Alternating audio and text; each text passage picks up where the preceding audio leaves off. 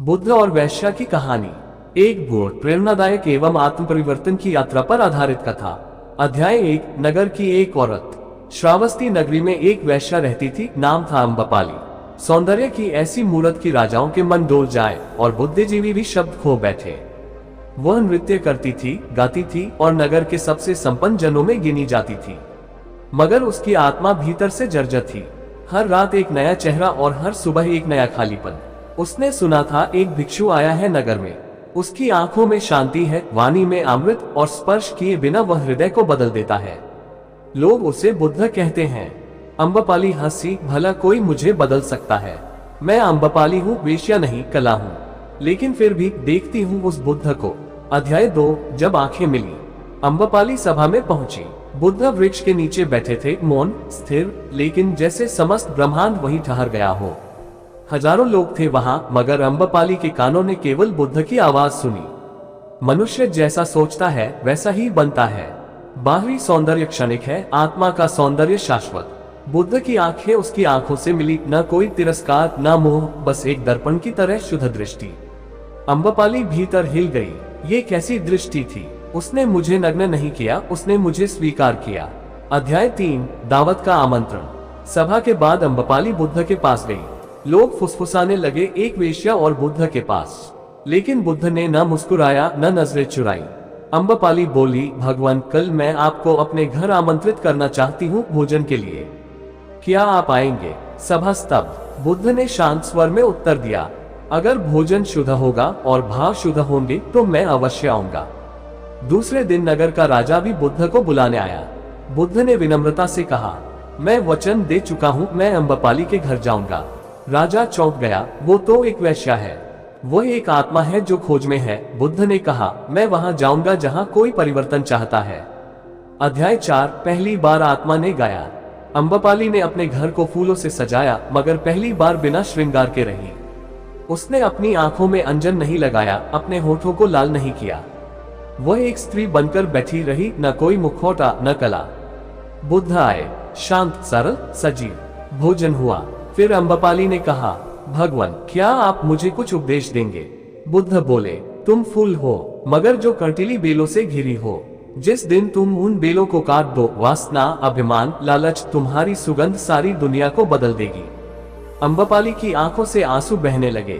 पहली बार उसने महसूस किया कि उसकी आत्मा अब भी जीवित है। अध्याय 5। वैश्या नहीं, साध्वी। अम्बपाली ने निर्णय लिया। उसी क्षण उसने अपना सारा वैभव, धन, गहने सब त्याग दिए। वो बुद्ध के चरणों में गिर पड़ी, मुझे दीक्षा दे भगवान। सभा में सन्नाटा छा गया। बुद्ध ने पूछा, तुम जानती हो दीक्षा का अर्थ? हाँ, मोह से मुक्ति। मैं जीना चाहती हूँ सच में।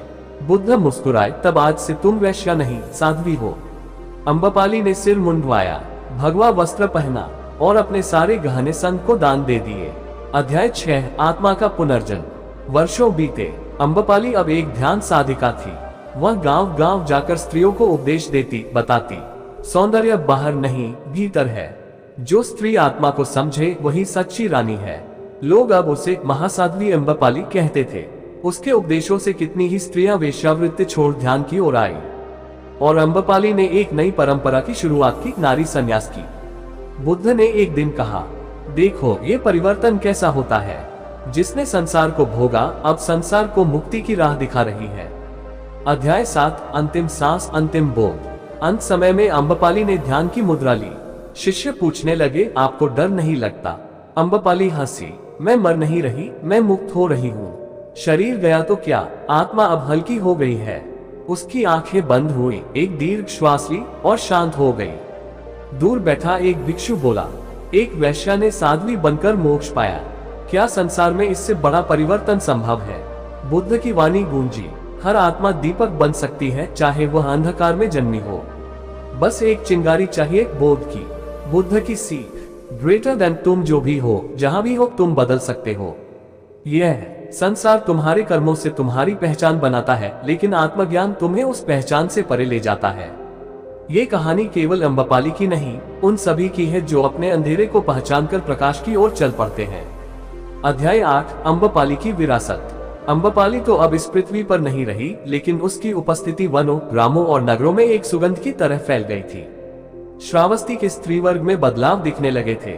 जहां पहले सौंदर्य, श्रृंगार और वासना की बातें होती थी, वहां अब ध्यान, त्याग और आत्मज्ञान की चर्चा होती। एक वैश्या जिसने अपनी देह को साधन नहीं, साधना बना लिया, वही मेरी गुरु है, ये बात एक नवदीक्षित स्त्री ने कही थी। बुद्ध ने इस भाव को देखकर कहा, विरासत वह नहीं होती जो छोड़ दी जाती है, विरासत वह होती है जो भीतर बो दी जाती है। अम्बपाली ने आत्मा में बीज बोए हैं। अध्याय 9। अम्बपाली के द्वारा शुरू की गई परंपरा। अम्बपाली ने जिस आश्रम की नींव रखी थी, वहां अब 100 से अधिक स्त्रियां साधना में लीन थीं।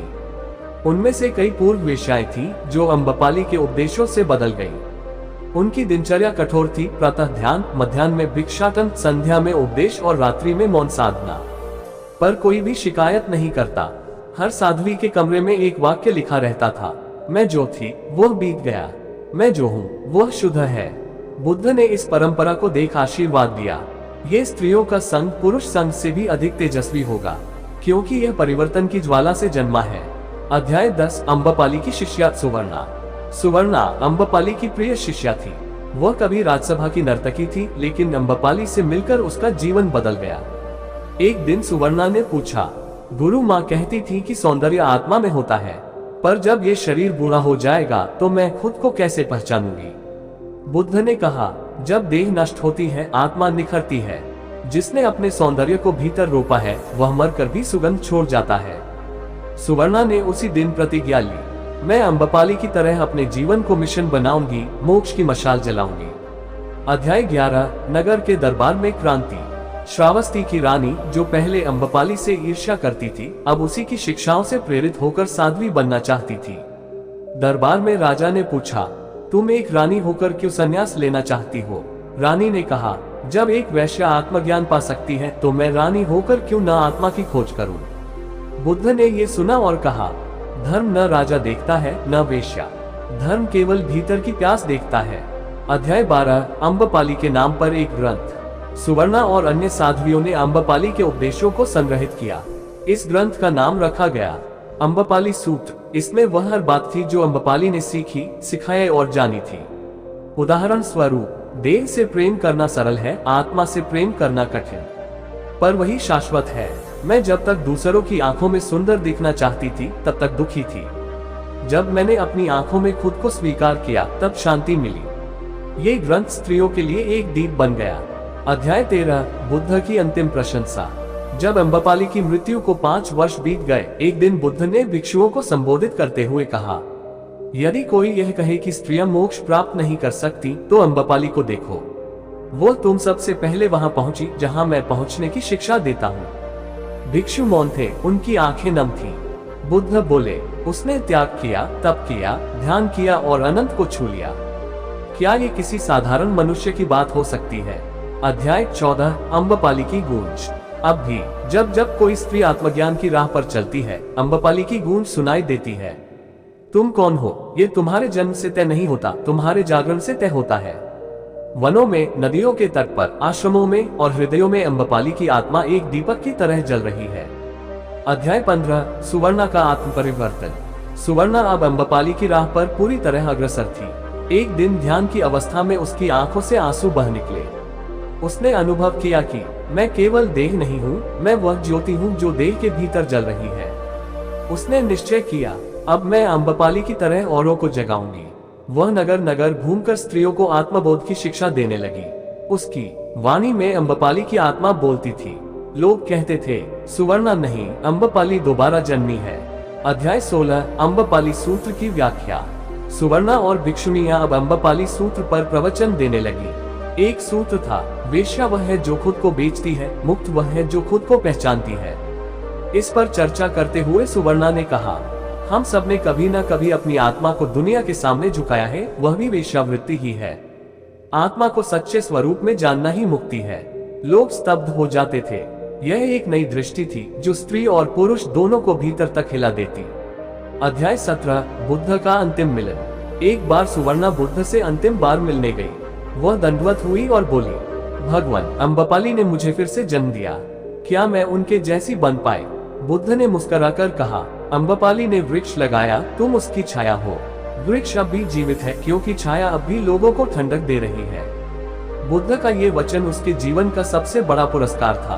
अध्याय 18 बुद्ध के निर्वाण के पश्चात। जब तथागत ने कुशीनगर में शरीर त्यागा, उस दिन सुवर्णा मौन में चली गई। 7 दिन तक वह कुछ नहीं बोली।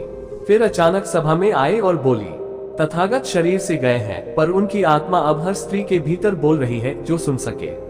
उस दिन से अम्बपाली आश्रम का नाम बदलकर रखा गया। बुद्ध अम्बपाली स्मृति साधना केंद्र। अध्याय 19 अम्बपाली की संतानें। अम्बपाली की कोई देह संतान नहीं थी, पर उसके विचारों ने हजारों संतानें पैदा की। हर वह स्त्री जो अब साध्वी बनती थी, खुद को कहती, मैं अम्बपाली की बेटी हूँ। नालंदा, वैशाली, कपिलवस्तु, मगध, हर जगह अम्बपाली की शिष्याएं फैल गईं। उन्होंने न केवल साधना की, बल्कि उपेक्षित और पीड़ित स्त्रियों को आश्रय देना शुरू किया। अब वेश्याएं कहने लगी थी, हमें अम्बपाली बनना है, आत्मा को छूना है। अध्याय 20 अंत नहीं, अमरता। सुवर्णा वृद्धा हो चुकी थी। एक दिन ध्यान में उसकी सांसें थम गईं। उसके अधरों पर मुस्कान थी। उसके कमरे में दीवार पर एक पंक्ति लिखी थी, मैं अम्बपाली नहीं थी, लेकिन मैंने उसके दीप से अपने भीतर का अंधेरा मिटाया। अब मैं स्वयं प्रकाश हूँ। उसके जाने के बाद एक छोटी कन्या, मात्र 10 वर्ष की, उसकी चिता के पास खड़ी होकर बोली, अब मैं बनूंगी अम्बपाली। बुद्ध ने कहा था, जो मरकर भी प्रेरणा देता है, वही सच्चा जीवन जीता है। अम्बपाली मरकर भी जीवित थी, विचारों में, ध्यान में, स्त्रियों की आत्मचेतना में। अध्याय 21 वैशाली में अम्बपाली मंदिर की स्थापना। सुवर्णा के निर्वाण के बाद उसकी शिष्याओं ने एक महान निर्णय लिया। उन्होंने अम्बपाली की स्मृति में एक मंदिर की स्थापना का संकल्प लिया। न कोई मूर्ति, न कोई आडंबर, बस एक दीप और एक दीवार पर अम्बपाली के ये शब्द, देह मेरा यंत्र था, आत्मा मेरा लक्ष्य। मैंने साधन को साधना बना लिया। मंदिर का नाम रखा गया अम्बपाली ध्यानालय। हर स्त्री, चाहे वह किसी भी जाति या पृष्ठभूमि की हो, इस ध्यानालय में आकर शरण ले सकती थी। यह मंदिर स्त्रियों की मुक्ति का प्रतीक बन गया। अध्याय 22 अम्बपाली सूत्र का संस्कृत में अनुवाद। एक विद्वान भिक्षु, आर्य सारथी, जो स्वयं कभी एक अभिमानी ब्राह्मण था, अम्बपाली के चरित्र से इतना प्रभावित हुआ कि उसने अम्बपाली सूत्र का संस्कृत में अनुवाद किया। अब वे वाक्य संपूर्ण भारत में फैलने लगे। ग्रेटर दैन सौंदर्य वह नहीं जो आंखों से दिखे, वह है जो भीतर से चमके। ग्रेटर दैन अभिनय से भरी देह एक दिन थक जाती है, आत्मा की नृत्य कभी नहीं रुकती। ग्रेटर दैन स्त्री का सशक्तिकरण आत्मा की स्वतंत्रता से होता है, शरीर के प्रदर्शन से नहीं। इस ग्रंथ को अम्बाली का उपदेश संग्रह कहा गया। अध्याय 23 अम्बपाली परंपरा और तिब्बत में उसका प्रभाव। कुछ वर्षों बाद तिब्बती बौद्धिक परंपरा में एक नई धारा आई, जिसे कहा गया नारी निर्वाण पथ, the path of feminine nirvana. Tibet के एक भिक्षु ने जब अम्बपाली सूत्र को पढ़ा, तो वह अपने गुरु को छोड़कर भारत आया। वह वैशाली जाकर महीनों तक अम्बपाली मंदिर में मौन साधना में रहा। वापस लौटकर उसने तिब्बती स्त्रियों को बताया, तुम देवी नहीं, साध्वी बनो, अम्बपाली बनो, अपने भीतर उतर जाओ, वहीं बुद्ध मिलेंगे। इसने स्त्रियों के लिए ध्यान केंद्रित शैक्षणिक संस्थानों की शुरुआत की।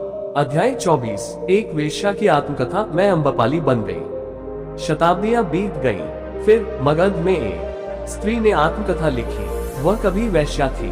उसका नाम था शार्दुला।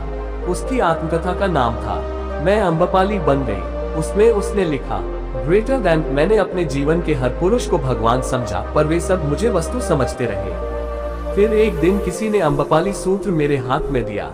मैं रोई, टूटी और भीतर पलटी। मैं अब किसी की दासी नहीं हूँ, मैं अम्बपाली की संतान हूँ। यह आत्मकथा कई वेश्याओं की प्रेरणा बनी और बौद्ध संघ ने इसे अपनी शिक्षा प्रणाली में शामिल कर लिया। अध्याय 25 आधुनिक युग में अम्बपाली की पुनरावृत्ति। वर्तमान युग 21वीं सदी की एक महिला प्रोफेसर डॉक्टर अमृता सेन, जो महिला अधिकारों की हिमायती थी, एक बार बोधगया में अम्बपाली पर एक व्याख्यान देती हैं। वह कहती हैं, ग्रेटर दैन, आप सब मुझसे बार बार पूछते हैं, आधुनिक स्त्री कैसे मुक्त हो।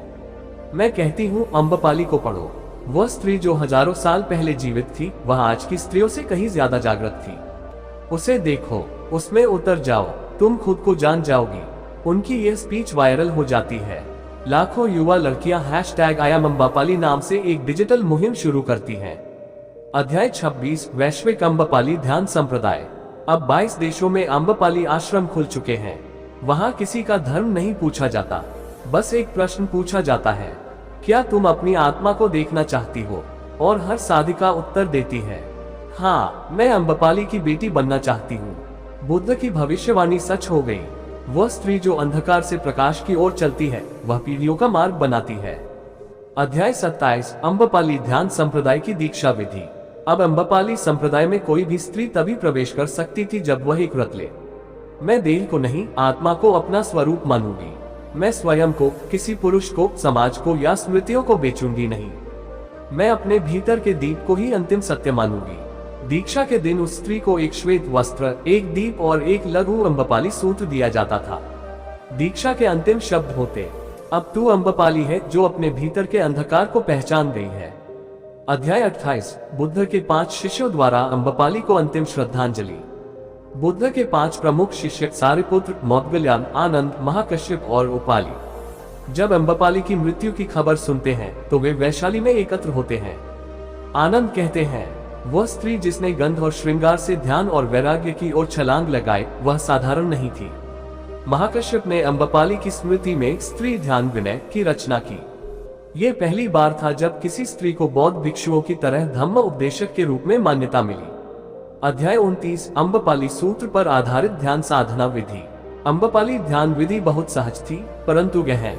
1 पहला चरण शरीर का त्याग। मैं शरीर नहीं हूँ, ये भाव लेकर 17 सांसें ली जाती। 2 दूसरा चरण स्मृति विसर्जन। हर बीते अनुभव को, हर नाम और पहचान को एक दीपक की लौ में जलाते हुए ध्यान करना। 3 तीसरा चरण अम्बा का आह्वान। आंखें बंद कर अंतःकरण से पुकारना, हे अम्बपाली, मुझे भी वह दृष्टि दो जिससे तू मुक्त हुई। 4 चौथा चरण मौन प्रवेश।